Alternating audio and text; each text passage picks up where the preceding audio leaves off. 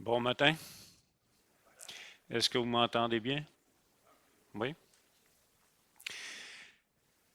Bienvenue à l'Église. Donc, on va poursuivre ce matin sur le paragraphe sur le sabbat. Le dernier, ça va être le dernier dimanche. Donc, le chapitre 22 de la 1689, le culte religieux et le jour du sabbat. On va lire le dernier paragraphe à la page 64, le paragraphe 8. Le sabbat est vraiment consacré au Seigneur lorsque les hommes, ayant auparavant préparé leur cœur et mis en ordre leurs affaires ordinaires, non seulement observent toujours un saint repos de leurs propres œuvres, paroles et pensées se rapportant à leurs travaux et récréations profanes, mais occupent tout leur temps aux exercices publics et privés du culte et à des devoirs d'obligation et de miséricorde. Donc, on avait vu les semaines précédentes que le jour est passé du dernier de la semaine au premier jour de la semaine en soulignant la résurrection.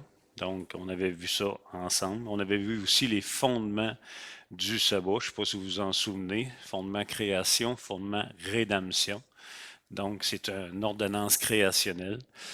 Et on avait vu aussi comment c'était passé du dernier jour de la semaine au premier jour. C'était pas si simple puisque c'était un commandement, le quatrième commandement, un commandement moral. Fait que ce matin, on va voir principalement, c'est à cette heure qu'on a vu que oui, encore un sabbat, que oui, le quatrième commandement, c'est un commandement moral qu'il faut respecter, qu'on le souligne le dimanche, qui est le jour de la résurrection. Mais on fait quoi cette journée-là? C'est le dernier paragraphe parle de ce qu'on fait. Il va parler de ce qu'on ne devrait pas faire et de ce qu'on devrait faire. Mais moi, avant de commenter le petit paragraphe, on va voir quelques textes avec Jésus le jour du sabbat. Fait que je vais vous inviter à tourner dans Marc chapitre 2. Je pense que c'est important de voir des textes avec Jésus. Comment lui, qu'est-ce qu'il a fait le jour du sabbat, puis c'était pas un hasard en passant. Puis ça va nous donner un peu d'orientation aussi sur comment Jésus redonne un sens au sabbat. Donc Marc 2, on va lire les versets 23 à 28. Il arriva un jour du sabbat que Jésus traversa des champs de blé. Ses disciples, chemin faisant, se mirent à arracher des épis. Les pharisiens lui dirent, voici, pourquoi font-ils ce qui n'est pas permis pendant le sabbat?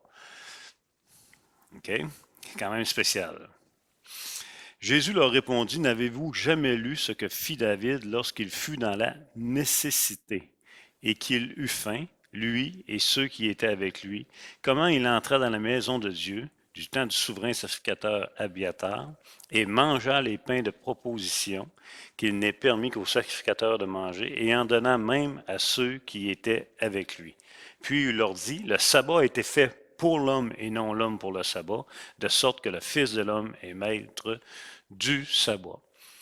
Bon, il y a deux choses. Premièrement, pourquoi les disciples accusent Jésus, accusent les disciples de ne pas respecter le sabbat, juste le fait de prendre des épis. Écoutez, ils ont faim. Pas compliqué, ils ont faim. Ils traversent un champ de blé. En tout cas, je ne sais pas s'il y en a qui ont déjà fait ça, mais nous autres, on le faisait, là, des fois, ça ferme. Là. Si tu veux manger des grains de blé frais, là, ou de grains, c'est très bon. Mais il faut que tu les arraches, tu les frottes, tu enlèves la vanne, si vous voulez, puis souffle, tu manges les grains. C'est ça qu'ont fait les disciples de Jésus-Christ. Les pharisiens n'accusent pas les disciples d'avoir mangé, ils accusent d'avoir travaillé. Ils accusent d'avoir récolté le blé, de l'avoir frotté, de l'avoir engrangé, si vous voulez. C'est de ça qu'ils l'accusent. Ils ne l'accusent pas d'avoir mangé. Mais le Seigneur, lui, va ramener ça à une œuvre de nécessité. Fait que le mot-clé dans le texte, il cite là, Jésus leur répondit, n'avez-vous jamais lu ce que fit David lorsqu'il fut dans la nécessité et qu'il eut faim? Manger, c'est une œuvre de nécessité. Fait que le jour du sabbat, c'est pas le temps de faire un jeûne à tous les dimanches. Vous pouvez jeûner si vous voulez, mais c'est une nécessité. Fait que ça, c'est un point qu'on va retenir, ce mot-là, nécessité. Le sabbat a été fait pour l'homme. Encore une fois, on l'a vu. Les pharisiens étaient obsédés, quand on dit bien obsédés, par l'observance du jour du sabbat. Les pharisiens observent Jésus pour voir s'il va faire des miracles le jour du sabbat pour pouvoir l'accuser. C'est quand même particulier. Tout ça pour vous dire que si notre vie est centrée sur quoi faire, quoi pas faire, on va devenir comme ça. Surveiller pour accuser. Mais il surveille Jésus, voir s'il va faire un miracle le jour du sabbat pour pouvoir l'accuser. Donc, dans Marc 3, 4, juste un petit peu plus loin que ce qu'on est, dans Marc 3, 4, on peut lire à partir du verset 1, Jésus entra de nouveau dans la synagogue. Il s'y trouvait un homme qui avait la main sèche. Il observait Jésus, les pharisiens. Il observait Jésus pour voir s'il le guérirait le jour du sabbat. C'était afin de pouvoir l'accuser. Et Jésus dit à l'homme qui avait la main sèche, lève-toi là au milieu. Puis il leur dit, est-il permis le jour du sabbat de faire du bien ou de faire du mal, de sauver une personne ou de la tuer? Mais ils gardèrent le silence. C'est question facile. Question qu'ils auraient dû répondre, mais ils ne sont pas capables de répondre. Parce qu'ils sont piégés par leur raisonnement. Indignés. Écoutez, alors, promenant ses regards sur eux avec indignation et en même temps affligé de l'endurcissement de leur cœur, il dit à l'homme, étends ta main. Il étendit sa main et il fut guéri. Écoutez, Jésus avait aussi dit, dans Matthieu 12, 11, il dit, lequel d'entre vous, s'il n'a qu'une brebis et qu'elle tombe dans une fosse le jour de sabbat, ne la saisira-t-il pas pour la retirer? C'est sûr que moi, je vous demanderais lequel de vous a une brebis. Personne n'a une brebis probablement ici ce matin. Fait que l'exemple est un petit peu moins applicable à nous, mais je ne sais pas, moi, je pourrais vous demander lequel d'entre vous, s'il y a une fuite d'eau le jour du sabbat, s'organisera pas pour l'arrêter. Faire de quoi, tu sais? Ou peu importe. Sauver quelqu'un, sauver... le Seigneur est bon. Il est pris avec un endurcissement. Fait qu'encore une fois, le verset 12, il dit, vous valez plus qu'une brebis. Vous valez plus qu'une brebis. Il est donc permis de faire du bien le jour du sabbat. C'était le raisonnement des pharisiens. Ils n'étaient même pas capables. Écoutez, ils surveillent Jésus pour voir s'il va faire un miracle, s'il va guérir quelqu'un le jour du sabbat. Et là, Jésus rappelle, réenseigne qu'il est permis de faire du bien. C'est quand même étrange qu'ils doivent enseigner ça, mais il le fait. Mais spécifiquement au jour du sabbat. Donc, il y a deux mots clés, deux principes clés à retenir. Nécessité, des œuvres nécessaires, de nécessité, et faire le bien, des œuvres miséricordieuses, si vous voulez, miséricordieuses, le jour du sabbat. Et là, on va lire Luc 13, 10, 17, parce que c'est quasiment trop beau ce texte-là, de la manière que c'est écrit. Luc chapitre 13, les versets 10 à 17. Jésus enseignait dans une des synagogues, donc le jour du sabbat. Et voici, il y avait une femme possédée d'un esprit qui la rendit infirme depuis 18 ans. Quand même, 18 ans. Elle était courbée et ne pouvait pas du tout se redresser. Lorsqu'il la vit, Jésus lui adressa la parole et lui dit, « Femme, tu es délivrée de ton infirmité. » Et il lui imposa les mains. À l'instant, elle se redressa et glorifia Dieu. Mais le chef de la synagogue, indigné de ce que Jésus avait opéré cette guérison un jour de sabbat, dit à la foule, « Il y a 6 jours pour travailler, venez donc vous faire guérir ces jours-là et non pas le jour du sabbat. » Je ne sais pas comment c'est incroyable. Tu as une femme, ça fait 18 ans, un jour du sabbat à la synagogue, le Seigneur l'a guéri, et le bonhomme, il est indigné, puis il dit à tout le monde, écoutez, vous avez 6 jours fait guérir, le 7e jour, laissez-les tranquilles. Ça n'a pas de bon sens. Ça a carrément, mais pas de bon sens. Le jour du sabbat, c'est un jour de liberté. Et ça aussi, c'est ce que Jésus nous enseigne là-dedans. Il libère la madame. Il la libère d'une maladie, il la libère d'un esprit, il la libère d'un esclavage. Donc, on a la nécessité des œuvres de miséricorde et c'est un jour de liberté. C'est les trois mots qui caractérisent ce jour et que Jésus nous enseigne. Donc, trois œuvres importantes enseignées par Jésus, encore une fois, sur le jour du sabbat. Des œuvres de nécessité. Manger, c'est nécessaire. Soigner les gens, c'est nécessaire. On ne fermera pas les hôpitaux. On ne fermera pas toutes les centres de. On n'arrêtera pas la planète de virer le jour du sabbat parce qu'il y a des œuvres de nécessité. Les ambulanciers, les policiers, les pompiers, vous connaissez plein de métiers. Fait qu'il ne faut pas tomber dans ce piège-là. Puis le Seigneur nous l'enseigne. Euh, je me disais un matin, il aurait tombé 30 cm de neige. M'aurais-tu posé la question, faut-tu que j'aille pelleter pour sortir ou pas? Si je vais pelleter, je transgresse le jour du sabbat ou pas? Non, non, non. Nécessité, hein, go. Il n'y a pas de problème. Ensuite, ce que le Seigneur nous enseigne, c'est une belle journée pour faire des œuvres, des bonnes œuvres, des œuvres de miséricorde, faire le bien envers tous, faire le bien envers les frères, visiter nos parents. On dit qu'on n'a jamais le temps, hein? Pour ceux qui les ont encore. C'est des œuvres, c'est un temps pour s'arrêter, faire du bien, la communion fraternelle, peu importe. Le Seigneur nous enseigne que c'est un bon jour pour cesser notre travail, pour faire des œuvres miséricordieuses. Ensuite, c'est un jour de liberté. En d'autres mots, que personne ne fasse de ce jour un joug.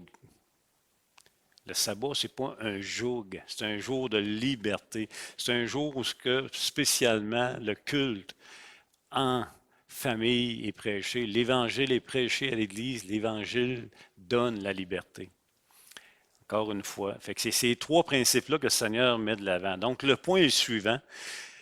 Jésus n'a pas hésité à éliminer tout ce qui alourdissait le sabbat et tout ce que Israël enseignait autour du sabbat, ce fardeau qu'il mettait sur les gens.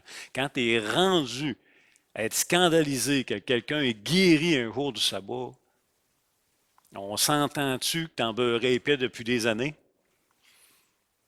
Avec le Seigneur brise ce jour-là, brise cette tradition-là et ramène à un jour de bénédiction, un jour de liberté, de guérison et sans oublier la nécessité. Donc, il réinstaure le sabbat comme une journée pour faire du bien et non seulement une journée de repos. Okay? Donc, encore une fois, comme qu'on a vu la semaine passée ou là 2 semaines, tout comme Paul dans Romains 14, les versets 5 et 6, il nous invite, Paul, à la prudence sur l'observance de ce jour. Il va dire, tel fait une distinction entre les jours, tel autre les estime tous égaux, que chacun ait en son esprit une pleine conviction. Rappelez-vous qu'à l'Église primitive, on a pour la première fois gentils et juifs ensemble, croyant dans un même corps, et ça amène des tensions. Les gentils n'étaient pas du tout familiers avec la loi mosaïque, avec le sabbat, puis alors que les juifs, eux autres, c'était très, très très important. Donc, les deux sont réunis ensemble. Paul met en garde, faites attention. Ne faites pas de ce jour un jour pour vous accuser ou vous déchirer les uns les autres. Que chacun y aille selon sa conviction. Puis je pense que c'est encore, à mon humble avis, un bon conseil. Pas en train de dire qu'il n'y a pas de sabbat, je ne suis pas en train de dire qu'il n'y a pas d'observant. Je suis juste en train de dire, ne faites pas de cette journée un jour pour personne. OK? Les pères de l'Église ont gardé les principes fondamentaux du repos sabbatique. Si vous regardez un peu, là, tous les pères de l'Église ont observé le dimanche comme le jour du Seigneur et ils l'ont associé à un nouveau repos sabbatique à cause de l'œuvre de Jésus-Christ, entre autres. Donc, les pères de l'Église, pour eux, ça a toujours été un jour de rassemblement pour l'adoration. Donc, le sabbat, le jour du Seigneur qu'on souligne, le premier jour, le jour de la résurrection, un jour de rassemblement pour l'adoration. C'est aussi un jour où on se repose de notre travail. c'est un fait. À un moment donné, il faut s'arrêter. On se repose, mais surtout, le jour du sabbat, c'est un jour qui nous pousse à trouver notre repos spirituel, pas juste physique. Entrer dans notre repos spirituel en Jésus-Christ chaque jour de la semaine, chaque jour de notre vie. C'est le temps où ce qu'on s'arrête, sabbat, cesser, cessation de notre travail. C'est le temps où ce qu'on arrête pour se, pas juste pour se reposer physiquement, mais pour se reposer spirituellement dans l'œuvre de Jésus-Christ qu'il a accomplie pour nous. Donc, si on revient de notre paragraphe de la 1689, la 1689 parle d'une préparation avant le dimanche, si vous voulez, une préparation. Elle va parler, je vais vous le relire. Le sabbat est vraiment consacré au Seigneur lorsque les hommes ayant auparavant, donc une préparation, préparé leur cœur et mis en ordre leurs affaires ordinaires. Donc, elle parle d'une préparation du cœur, entre autres, une préparation interne, et elle parle des affaires ordinaires, externes, si vous voulez.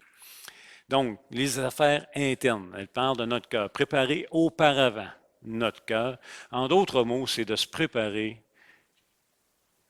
avant de t'en venir à l'église, avant de te lever le dimanche matin, tu as une certaine préparation, tu sais ce que tu t'en viens faire et tu te prépares à dégager tout fardeau qui peuvent t'empêcher de recevoir du Seigneur, qui peuvent t'empêcher de l'adorer. C'est une préparation de cœur, tout simplement. Vous n'êtes pas levé un matin en vous disant, bon, je vais-tu à l'église un matin ou pas? En principe, c'était réglé hier en masse. En principe, vous aviez fait votre préparation. Il y avait une certaine préparation qui a été faite hier. Donc, une préparation de cœur, c'est ce que la 1689 va parler. Puis elle va parler aussi de externe, des choses ordinaires. En d'autres mots, c'est qu'avant le sabbat, avant le jour du Seigneur, avant le dimanche, bien, vous préparez vos tâches en fonction de vous libérer le dimanche pour le culte d'adoration.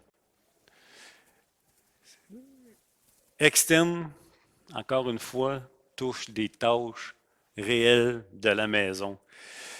Ça ne veut pas dire que vous restez assis toute la journée en passant.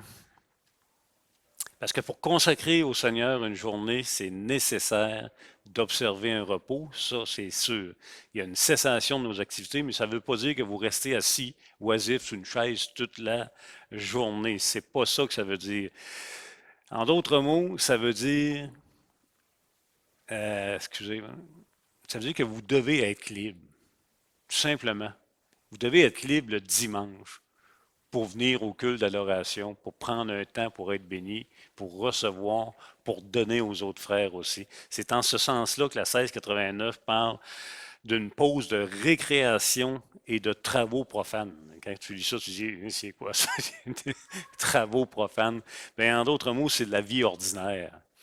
Je ne sais pas, moi, vous avez une famille, vous avez 3 ou 4 enfants à la maison, puis toute la semaine, que ça fait des piles de linge, ça fait des piles de ci, ça fait tout, ben, tu ne veux pas te retrouver le dimanche avec le fardeau de t'emmener à l'église, puis de savoir que tu as 8 brassées de lavage à faire, puis la vaisselle, puis toute la patente, tu n'es pas dans le repos.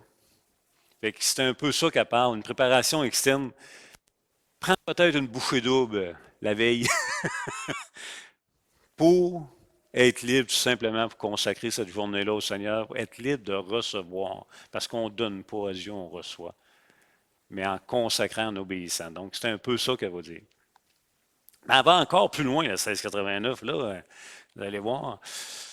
Elle va parler, préparer leur cœur et mise en ordre leurs affaires ordinaires, non seulement observent tout le jour un saint repos de leurs propres œuvres, paroles et pensées se rapportant à leurs travaux. C'est quand même, hein? Parole et pensée. Bon, fait que là, on va juste comprendre un petit peu ce que ça veut dire là, pour pas qu'on parte d'ici avec, avec un problème. L'idée, c'est que c'est pas que tu dois observer un silence radio, là, comme qu'on appelle. Je sais pas, moi, si ce matin, quelqu'un me demande Luc, tu fais quoi dans la vie comme métier? Oh, posera cette question-là demain. Aujourd'hui, c'est le sabbat. Ah non, il n'y en a pas de problème, là. Ou Luc, c'est quoi tes loisirs? On est le sabbat, je ne parlerai pas de mes loisirs. Non, non, c'est pas ça le point, là. OK? Juste, c'est vraiment pas ça le point. On relaxe.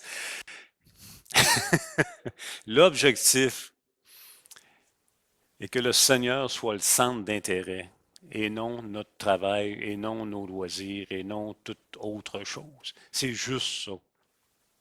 Ce serait très facile pour moi de vous parler de mon travail toute la journée. Ce serait bien, bien facile. Ce serait facile que ce soit le centre de cette journée.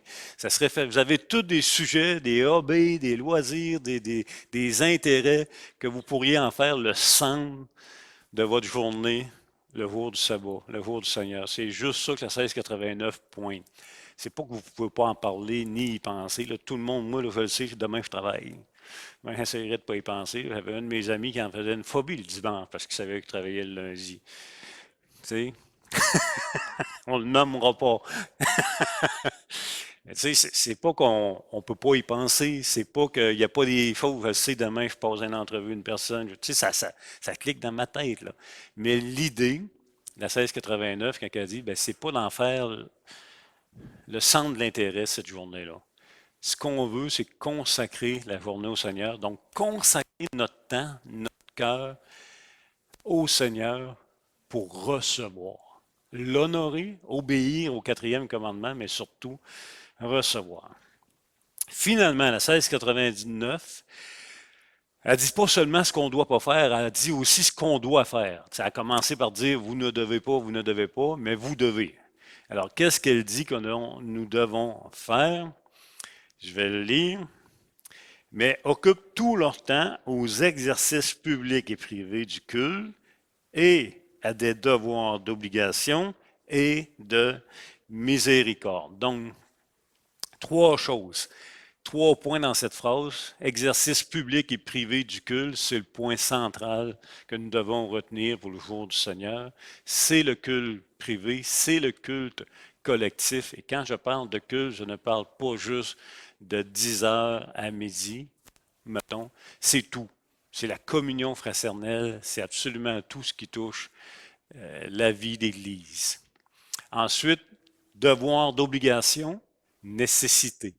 Okay? Gardez ça en tête. Et miséricorde. Donc, elle pointe sur trois choses, le culte, les œuvres de nécessité et des œuvres miséricordieuses. Dans le fond, je pense qu'une des questions qu'on pourrait se poser, qui pourrait nous guider, chacun pour nous, posez pas la question aux autres, posez-la pour vous. Tout simplement, ça pourrait être la question suivante. Est-ce nécessaire de faire ceci ou cela le jour du Seigneur? Ça, c'est une question qu'on peut se poser. Tu sais, je pourrais me poser la question, ce que je fais, ça pourrait-tu attendre à demain? Ou aurais-tu pu le faire hier? Pour être davantage préparé au culte. Pour être davantage préparé à des œuvres de miséricorde. Pour être davantage préparé à visiter, à aider, à prendre le temps d'aimer. Pour être davantage capable de cesser. Arrêtez et sachez que je suis Dieu. Fait que c'est une question que je pense qu'il pourrait être utile à se poser. Est-ce nécessaire? Mais à vous, en passant. Pas aux voisins, pas à votre frère, pas à votre soeur. Ça ne vous regarde pas. Faites attention. Facile de juger. Facile, c'est facile, c'est facile. Plus vous allez être libre, plus vous aurez le temps, comme Jésus-Christ, à pratiquer le bien. Tout simplement. C'est-à-dire des œuvres de miséricorde. Tout simplement. Prendre le temps d'aimer. Comprenez-moi bien, puis ça va être la conclusion. Comprenez-moi bien, je ne suis pas en train de vous parler d'un programme légaliste. Faire et ne pas faire. Avoir le droit et ne pas avoir le droit. C'est pas ça le point. Si c'est ça que ça sonne dans votre tête, on manque le but. On manque le but. Et c'était ça le problème d'Israël, des pharisiens.